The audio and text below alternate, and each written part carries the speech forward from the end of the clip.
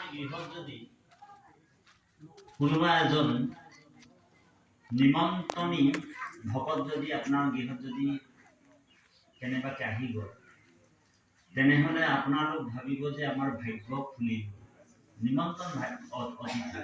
নিমন্ত্ৰণী যদি ভকত যদি আপুনি আজি নিমন্ত্ৰণ কৰিছিলে আমাৰ বৰুৱা বাপুক যেনিবা আমাৰ তামুলী বাপৰ গৃহলৈ আহি গ'ল, তেনেহ'লে ভাবিব যে তেওঁৰ ভাগ্য উৎপন্ন হৈছে দেই। কিন্তু যদি বিনা নিমন্ত্ৰণত যদি ভকত আহি গ'ল, তেনেহ'লে পৰম ভাগ্য বুলি ভাবিব। কোনোবা যদি আপোনাৰ গৃহত যদি বিনা নিমন্ত্ৰণত ভকত এজন ওলালেহি, তেনেহ'লে ভাগ্যতকৈ বেলেগ ওপৰত গুচি যাব, এইটো পৰম ভাগ্যলৈ গুচি যাব দেই। এতিয়া আহি গ'ল শ্ৰীকৃষ্ণাই নম, মানে ভগৱন্তক নম শব্দৰ অৰ্থ হৈছে ন মম। নম শব্দৰ অৰ্থ কি? মোৰ নহয়। ন মম মানে মোৰ নহয়, নম কাৰ হয়? সকলো কৃষ্ণ, বুজিছেনে? মই মোৰটো একেবাৰে যোনে আঁতৰাই পেলায়, মই মোৰ যিটো ভাৱটো নাইকিয়া হৈ যায়, সেইটোৱে হৈছে নম। মমটোৰ আগফালে মম পুত্ৰ মম ভাইজা, যি মোৰ মোৰ বুলি ভাবি আছে, মই বুলি যিটো ভাবি আছে, সেই ভাৱবিলাকক দূৰ কৰিবলৈ হ'লে আমি কি কৰিব লাগিব? নম কৰিব লাগিব। মানে ন মোৰ, মানে মোৰ নহয়, সব কাৰ হয়? সব ভগৱন্তৰ। সেইকাৰণে ভকতে যতেক সুকৃতি মানে কৃষ্ণত অৰ্পণ। কিন্তু বিষয়ী মানুহসকলে সেই বস্তুটো নাভাবে। বিষয়ী মানুহসকলে কি বুলি ভাবে? মোৰ ধন, মোৰ মাটি, মোৰ বাৰী, মোৰ টকা, মোৰ ল'ৰা, মোৰ ছোৱালী। যেনেকে আমাৰ বাগানৰ ভাষাত কৈছে, বোলে মোৰ ধন, মোৰ টাকা, মোৰ মাটি, মোৰ বাৰী, অকল মোৰ। তেতিয়া ভগৱানে ভাবিছে এই মানুহটোতো অকল মোৰ বুলিয়ে কৈ আছে, ইয়াকে বোলে জলদি কৰি মৰাই দিয়াটাই ভাল হবে নেকি বোলে। একদম লগে লগে 70 বছৰ মানে ওকে ও হৰি ও ৰাম, তাৰমানে দাঁত একটাও নাই ধৰলে ওকে পাঠিয়াই দিয়ে। হোক অকমান মিক্স কৰিছো, বেয়া পাব নেকি ভাষাটো? যি নেকি মোৰ বুলি কৈ থাকে, মোৰ বুলি কৈ থাকে, আৰ যি নেকি ন মম, মোৰ নহয় প্ৰভু, সব আপোনাৰ। জ্ঞানীসকল ভকতসকলে ৰাতিপুৱা গধূলি এটাই চিন্তা কৰি থাকে, প্ৰভু সব আপোনাৰ। মান সন্মান প্ৰতিষ্ঠা যিমান যি পাইছো, পুত্ৰ পৰিবাৰ ধন টকা পইচা সন্মান, মান সন্মান প্ৰতিষ্ঠাও যদি পাইছে, তথাপিও ভগৱন্তকে অৰ্পণ কৰে। কাৰণ মান সন্মান প্ৰতিষ্ঠাত কেতিয়াবা অভিমান আহি যায়, সাৱধান। বোলে সাধু সদায় সাৱধান হ'ব দেই। সাধু সদায় সাৱধান হৈ থাকিব, সাধু সদায় সাৱধান হ'ব লাগিব। বোলে সন্মান বেছি আহি আছে, সাৱধান হৈ যাব লাগে। কিছুমান ভকতটো প্ৰত্যেক দিনা বোলে আজি বোলে আগধৰাটো পালে, কালিও আগধৰাটো পালে, পৰহিও আগধৰাটো পালে, পিছদিনা যদি কেনেবাকে আগধৰাটো নাপায়, তেনেহ'লে লাহেকে সমাজৰ পৰা উঠি গুচি যায়, ও হৰি ও ৰাম, হয়নে? বোলে আগধৰা পিছধৰানো কি দৰকাৰ? আপুনি নামলৈ গৈছে, নামৰ কোনোবা এটা চুকত আপুনি নাম গালে হৈ যায়, বহি নামৰ আনন্দহে ল'ব লাগে। বোলে বাৰে বাৰে যদি আপুনি সেই আগধৰাটোৰে যদি চিন্তা কৰি যাব সমাজ, তেনেহ'লে ভগৱন্তে আপোনাক কি কৰিব জানে আৰু নমাই দিব দেই। গতিকে সন্মানটো ভকতে বেছি বিচাৰি থাকিব নালাগে। কাৰণ সন্মানটো সংস্কৃত শ্লোকত কৈছে, বোলে সন্মানম সুৰাপানম, সন্মানটো মদতকৈ নিচা বস্তু, ও হৰি ও ৰাম। বোলে প্ৰতিষ্ঠা সুগ্ৰী বিষ্ঠা, বোলে প্ৰতিষ্ঠাটো গাহৰি মলৰ লগত তুলনা কৰিছে, আৰু গৌৰৱটো বোলে গৌৰৱম ঘূৰ ৰৌৰৱম, ৰৌৰৱ নৰকৰ লগত তুলনা কৰিছে। বোলে তস্মাৎ ত্ৰয়ম তেজম, এই তিনিটা বস্তু লগে লগে ত্যাগ কৰিব লাগে জ্ঞানীসকল। আৰু ভকতসকলেতো একেবাৰে নিউট্ৰেল হৈ যায়, দাখৰ হৈ যায়, সেৱক হৈ যায়, হয়নে বাৰু প্ৰভু? গতিকে আমিও সেৱক হ'ব লাগিব, দাস হ'ব লাগিব। আৰু আমাৰ মাধৱদেৱে আমাৰ পৰম শ্ৰদ্ধাৰ বাজনে ইমান সুন্দৰকে কৈ গ'ল যে আমাৰ গুৰুজনাই কৈছে, সকলোৱে গাব দেই, হনুহু জানাই আমি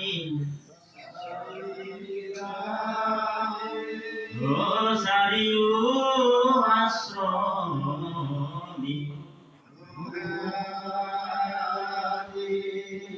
হনুহু ধৰ্মশীল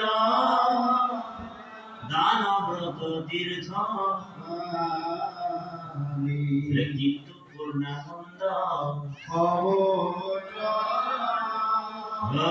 গোপী ভক্তা পদ কমল, দাসৰু দাস কামদাস হলো ৰাম, দাসৰু দাস কামদাস হলো। গোপী ভক্তা মানে স্বামী। গতিকে সেই পৰম আনন্দ যিজন 11টা আনন্দৰ উপাধি পাই আছে, পৰম আনন্দ, সচিদানন্দ, ঘনানন্দ, প্ৰেমানন্দ, সহজানন্দ, ৰসানন্দ, হয়নে, নিত্যানন্দ, পূৰ্ণানন্দ, স্বৰূপানন্দ, এনেকে 11টা আনন্দৰ যিজন উপাধি পাই আছে সেইজনে হৈছে পৰম আনন্দ। দাসৰো দাস হ'ব লাগিব। সেইকাৰণে আশ্চৰ্য বিনোৱা ভাৱ, আমাৰ গুৰুজনাৰ উদাৰ ধৰ্মটো চাই আচৰিত হৈ গ'ল। অসম ভূমিত আহিলে বিশ্বত অনেক ধৰ্মগুৰুক মই সাক্ষাৎ হলো। অসম ভূমিত যিজনা গুৰু হলে আজি দৰ্শন পালো, সেই গুৰুজনাক দৰ্শন পোৱাৰ লগে লগে মই কৃতকৃত হলো। মহাৰাষ্ট্ৰলৈ উভতি গৈ মহাৰাষ্ট্ৰত তেওঁ এই ব্যাখ্যাটো কৰিছিল যে আজি যিজন অসমত যিজন শংকৰদেৱৰ যিটো দৰ্শন, যিটো উদাৰ ধৰ্ম, বোলে মই বিশ্বত আৰু ক'তো এনেকুৱা ধৰ্ম দৰ্শন পোৱা নাই। বোলে এজন নিজকে গুৰু হৈও, শ্ৰেষ্ঠ হৈও নিজকে কিংকৰ বুলি কৈছে, ঔ হৰি ঔ ৰাম। আৰু এজন বোলে নিজকে মূৰ্খমতি বুলি কয়, হয়নে? গতিকে আমি যদি মাধৱদেৱে যদি কৈছিল যে মূৰ সম পাপী লোক নাহিকে তিনি লোক, তেনেহলে আপুনি মই কিমান পাপী কব লাগিব কওকচোন বাৰু। ঔ হৰি ঔ ৰাম। যি ব্ৰহ্মাণ্ডৰ শাস্ত্ৰ ৰচনা কৰি নামঘোষাৰ মধ্যত স্থাপনা কৰি দিলে, স্থাপ মাৰি ৰাখি দিছে, তেওঁ যদি কৈছে যে মূৰ সম পাপী লোক নাহিকে তিনি লোক, তেনেহলে আপুনি মই কিমান কব লাগিব। গতিকে কৃপালু বাপাই সমস্ত। তাৰপিছত কৈছে মংগল যুগ আচৰণ, মংগলাচৰণ। আচলতে মংগলাচৰণৰ আৱশ্যক নাথাকে, কাৰণ আমি যিজনৰ কথা আৰম্ভণি কৰিব বিচাৰিছো সেইজন কোন হয়, যি নেকি মংগলৰো মংগল, হয়নে? যিজন মংগলৰো মংগল, সেইজনৰ মংগলাচৰণ কিহৰ আৱশ্যক? আৱশ্যকটো নাথাকে। বাল্মীকি মুনিয়ে মংগলাচৰণ ৰামায়ণত নিলিখিলে, 24,000 শ্লোকত বাল্মীকি ৰামায়ণ লিখিছে, তাত মংগলাচৰণ নিলিখিলে। বোলে কিয় নিলিখিলে? বাল্মীকি মুনিয়ে কৈছে যে যিজন নেকি বোলে মই যাৰ কথা লিখিবলৈ আৰম্ভ কৰিছো, বোলে সেইজনটো মংগলৰো মংগল, পৰম মংগল, তেওঁনো মই কি মংগলাচৰণ লিখিম? সেই বুলি মানে তেওঁ একেবাৰে এটা জেগাতো বাল্মীকি ৰামায়ণত মংগলাচৰণ নিলিখিলে। কিন্তু ইয়াত আকৌ বেদব্যাসে মংগলাচৰণ লিখিছে, আৰু আমাৰ গুৰুজনে মংগলাচৰণ লিখিছে। কিহৰ কাৰণে লিখিছে? মংগলাচৰণ শব্দটো হৈছে নানা শুভ কৰ্মত আশ্ৰয় বিধিনি, এতেকেহে কৃষ্ণক কৰৈ নমস্কাৰ বুলি কৈছে। বোলে নানা শুভ কৰ্মতো বিঘিনি আছে। শুভ কৰ্মবিলাক সেইকাৰণে শুভ বিবাহ হোৱাৰ আগে আগে নাম এষাৰ পাতিলো। কিহৰ কাৰণে পাতিলো? বোলো কামটোতো শুভই, কিন্তু তাতো বিঘিনি ওলাই যাব পাৰে। সেইকাৰণে মানে আগতে ভগৱানক অৰ্পণ কৰি কৈছে শ্ৰৱণ, তাৰমানে সেই প্ৰভু বোলে এই শুভ কামটো কৰিবলৈ আগবাঢ়িছো, বোলে তথাপিও আপোনাক সমজাইছো, কাৰণ মোৰ অকমান ইয়াতো কিবা ছিদ্ৰ হৈ যাব পাৰে। এতিয়া মংগলাচৰণ মানে শব্দটো ইয়াত এইটো কাৰণে দিছে যে ভকতৰ আশীৰ্বাদটো ভগৱানে বিচাৰি থাকে। কাৰণ ভকতক আশীৰ্বাদ কৰিলেহে ভকতৰ আশীৰ্বাদতে ভগৱান থাকিব লাগিব। মই বিনে ভগতে নিশ্চিন্তে কিছু আনো, ময়ো ভকতৰ বিনে নজানো আনো। কাৰণ ভকত আৰু ভগৱন্তৰ মাজত এটা ৰিলেশ্যন থাকিবই লাগিব। সেইকাৰণে ভকতে কৈছে জয় ৰাম, হে ৰাম তোমাৰ জয় হোক, ভকতৰ আশীৰ্বাদ হয় নে বাৰু? জয় কৃষ্ণ, হে কৃষ্ণ তোমাৰ জয় হোক হয় নে বাৰু? কাৰণ মই বিনে ভগতে নিশ্চিন্তে কিছু মই ভগতৰ বিনে নজানো। আর ভগত সমান হকি মূর আছে কোন, মই মহা মহা মানে আমার ভকত আর আমার নিচিনা ৰণতঞ্জৰ কথা কোৱা নাই। মই মহা ভকতৰ স্বৰূপ আছে, যিসকল মানে অকল ভগৱন্তৰ বাহিৰে আৰু একো চিন্তা নকৰে, ভগৱন্তকে হৃদয়ত ধাৰণ কৰি ঘূৰি ফুৰে, ভগৱন্তৰ নাম ৰূপ হৃদয়ত ধাৰণ কৰি যিসকল ভকত ঘূৰি ফুৰে, সেইসকল ভকতৰ বোলে পুৰো পাশে পাশে বুলি কৈছে। কাৰণ গীতাতো অৰ্জুনক কৈছে, হে অৰ্জুন মই হৰি জগতৰ বৈশ্যময় ভকত, মই হৰি জগতৰ বৈশ্যময় ভকত, মই গুৰু জগতৰ, মই গুৰু জগতৰ, কিন্তু মোৰো গুৰু আছে বোলে। মোৰ গুৰু বোলে ভকত। এইটো অম্বৰীশ ৰজা যেতিয়া আপোনাৰ দুৰ্বাসাই অভিশাপ দিছিল, তেতিয়া মানে দুৰ্বাসাৰ অভিশাপ দিয়াৰ কাৰণে অম্বৰীশ ৰজাক শুশ্ৰূষা নোপোৱাৰ কাৰণে দুৰ্বাসাই মানে অভিশাপ দিছিল। অভিশাপ দিয়াৰ লগে লগে ভগৱন্ত সুদৰ্শন আহিব। সুদৰ্শন আহি কিনি আপোনাৰ দুৰ্বাসাৰ ডিঙিটোৰ ওচৰত লাগি গৈছে, কিন্তু কটা নাই, ঘূৰিবলৈ আৰম্ভ কৰি দিছে। দুৰ্বাসাৰ মানে সুদৰ্শনৰ তেজ যিটো মানে জ্যোতি, যেটো মানে তাপ সহ্য কৰিব নোৱাৰি মানে পলাই ফুৰিছে। স্বৰ্গ অমৃত পাতাল পলালে, সুদৰ্শন পিছে পিছে যে গৈ আছে, এই কাটিম হৈ আছে ডিঙিটো। ই ভাবিছে মই সুদৰ্শনৰ পৰা কেতিয়া মুক্ত পাম। ব্ৰহ্মাৰ ওচৰত গ'ল বোলে, ব্ৰহ্মাই ক'লে বোলে মোৰ কেপাচিটি নাই সুদৰ্শন ৰখাব, তুমি শিৱৰ ওচৰত যোৱা। শিৱৰ ওচৰত গ'ল বোলে সুদৰ্শন কাৰ বোলে, সুদৰ্শনটো বিষ্ণুহে, মোৰ ওচৰত কিহৰ কাৰণে আহিছে বোলে, তাৰ ওচৰলৈ যোৱা। লগে লগে তাৰ ওচৰত গ'ল, মানে যিজনৰ অস্ত্ৰ সেইজন কি কোন বোলে, সেইজন কোন, সেইজন বোলে সুপ্ৰিম। এতিয়া কব জয় জয় কৃষ্ণ কৃপাময় মহেশ্বৰ, মহাযোগ ঈশ্বৰ, যাৰ ওপৰত আৰু কোনো নাই। সকলোৱে গাব হে কৃষ্ণ এক দেৱ দুখ হাৰি,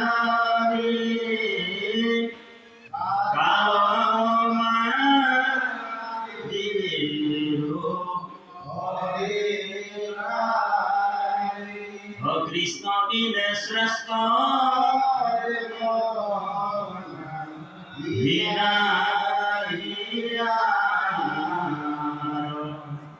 হে সৃষ্টি স্থিতি অন্ত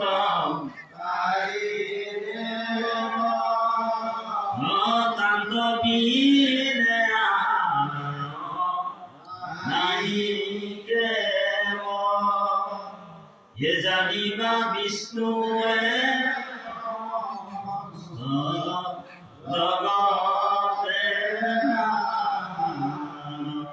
राम जानिबा विष्णु है समस्त जगते। कृष्ण एक देव दुखहारी, काल मायादीर अधिकारी। कृष्ण बिना श्रेष्ठ देव नहीं रही, कृष्ण श्रेष्ठ देव। तार पिছত কৈছে যে জয় জয় কৃষ্ণ কৃপাময় মহেশ্বৰ, যাৰ আজ্ঞা পালে প্ৰজাপতি হৰি আৰু হৰ।